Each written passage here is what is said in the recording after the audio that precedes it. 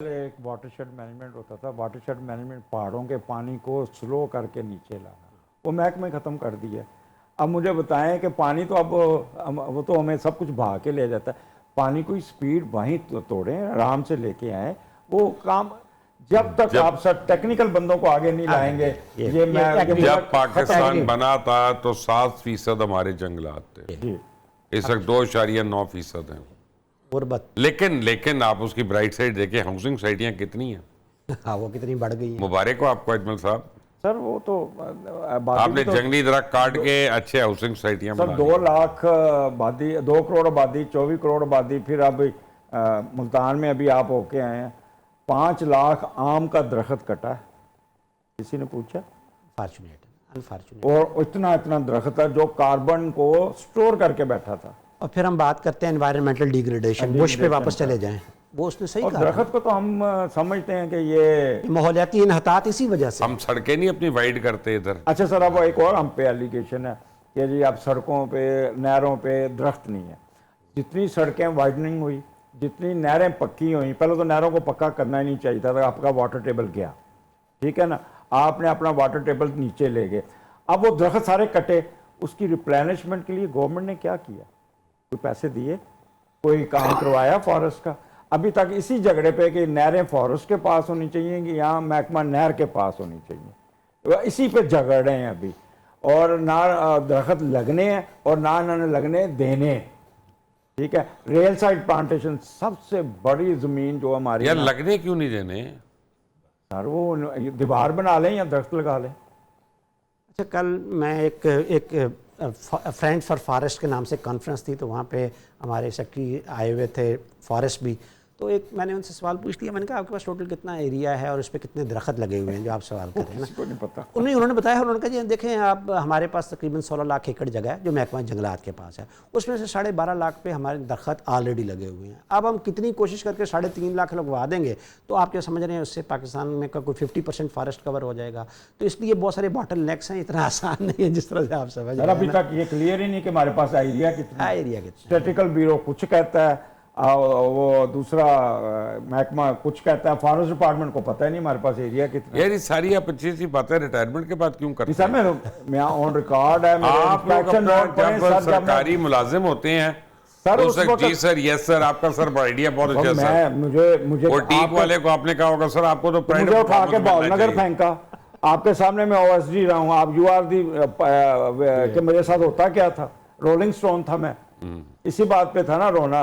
और वो लोग जो खुशामदी थे, जो फॉरेस्ट डिपार्टमेंट का, वो हमेशा से ऐसा होता है, बस सर हर डिपार्टमेंट में भुगते हैं ना, फिर हम भुगते हैं, अब भुगते हैं। अब मैं नेशनल, अभी मरियम औरंगजेब आई थी आपके पास, आप कर लेते कुछ? मैं तो I was not there sir, मुझे तो वो कहते हैं कि ये नालायक आदमी है, इस हिसाब से बैठा टीवी पे बोलता रहता है। अब हम क्या करें एज एन इंडिविजुअल? मैं क्या करूं, मुझे बताएं सर। इंडिविजुअल देखें, मैं अगेन वो कह रहा हूँ कि हमारी चूंकि किरदार तो बहुत कम है इस ग्लोबल वार्मिंग और क्लाइमेट चेंज के अंदर, तो वो ठीक है, वो हम कोई अपनी ग्रीन प्रैक्टिसेस को थोड़ा सा कर लें, मेरे ख्याल में हमें एडेप्टेशन। अब आपको मैं एक बात कहूँ, आपको बड़ी अजीब सी लगेगी। मैं इसे एक वजह से दावत इस्लामी तंजीम का बड़ा फैन हूँ कि वो इतनी प्लांटेशन करा रहे हैं, इतनी प्लांटेशन करा रहे हैं जेन्युइन। मैं अगर उनका भी फ़ोन करूं, कोई भी आप भी कहें ना कि यार मैंने दरख्त लगाना हो, आपसे पूछेंगे कितनी जगह, इतनी, वो आके आपको पौधे दे देंगे, ये लो लगा लो। एक्जेक्टली वो मैं और वो सदका जारिया समझ के इसको कर रहे हैं। पूरी हुकूमतें जो हैं उनसे ज़्यादा अगर प्लांटेशन कोई कर रहा है तो दावत इस्लामी वाले कर रहे हैं। कॉर्पोरेट रिस्पॉन्सिबल जो सेक्टर है, जिसमें जो भी कोई फैक्ट्री लगाएगा, जो भी कोई पेट्रोल पंप लगाएगा, जो भी एक्टिविटी करेगा, उसको ही is supposed to be raise trees. और मुझे बताएं, इतने पेट्रोल पंप, इतनी फैक्ट्रियां, उन्होंने उसके रेसिप्रोकल उन्होंने उसको एनओसी क्यों दिया? अच्छा, नहीं, मेरे ख्याल में अब आप जो बात कर रहे हैं उससे एक और अच्छी बात यह है कि अगर हम ये कहें कि जितने इतने बड़े बड़े इंडस्ट्रियलिस्ट हैं सारे मुल्क के अंदर बैठे हुए, उन सबको क्यों नहीं हम कहते कि यार बहुत कमाया आपने जमीन से? लॉ है जी। कि जहां पे आप इंडस्ट्री बनाएंगे उसकी जगह आपको वो सर लगाने सिर्फ उससे काम नहीं चलेगा ना, आप बियॉन्ड जितनी कोई ऐसी जमीन जो अभी फारक पड़ी हुई है, आप क्यों नहीं, आप कार्बन का, अच्छा आप कार्बन क्रेडिट सब कर सकते आप हैं। अभी जर्मनी गए हैं तो आपको फिनलैंड वगैरह भी गए हैं जी मैं फिनलैंड, फिनलैंड 90%। ट्रेन में ट्रेवल किया आपने? बिल्कुल होते ही ट्रेन पे चले, मजे की बात है कि फिनलैंड में ट्रेन पे आप ट्रेवल करें आपको जमीन नहीं नजर आती, नहीं नजर आता। इतना फॉरेस्ट है, इतना दरख्त है।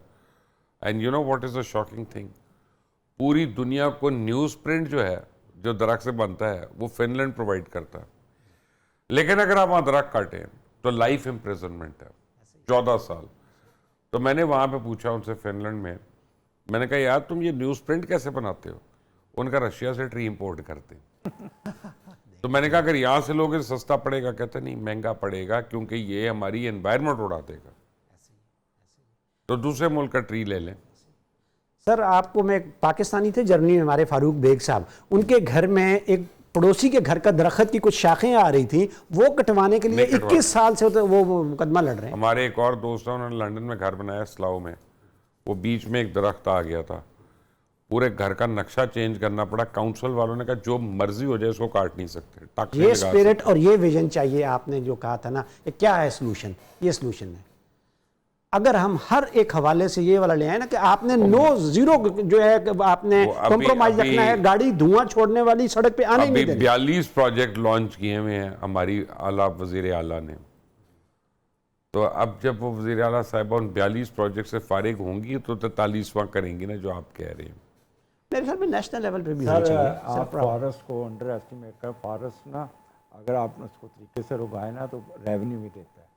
726 दरख्त लगाते भाई यार ये ना समझाएं इनको। इरिगेटेड प्लांटेशन में सर उस फसल को खोलें, लकड़ी पता नहीं लगता है कि नहीं लगता ये बाकी का ना कट जाए। और नहीं सर काटने है, ये कटने वाले ऊपर बैठे ना। अजमल रहीम आपका, डॉक्टर शफीक कंबो आपका बहुत बहुत शुक्रिया। देखें चलते चलते मैं एक बात बताऊं कि कुछ हुकूमत की जिम्मेदारियां होती हैं, कुछ हमारी जिम्मेदारियां।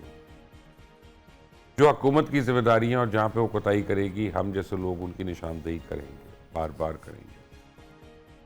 जो आपकी कोताही है वो ये है कि अगर आप कुछ नहीं कर सकते तो आप 25 से 30 रुपया तो खर्च कर सकते हैं, और 25 से 30 रुपए में आपको एक नीम की कलम तो मिल जाएगी, उसको आप लगा देंगे। नीम का दरख्त जब आप लगाते हैं तो उसको सिर्फ 6 महीने गोडी करनी पड़ती है और 6 महीने में ये तनावर हो जाता है।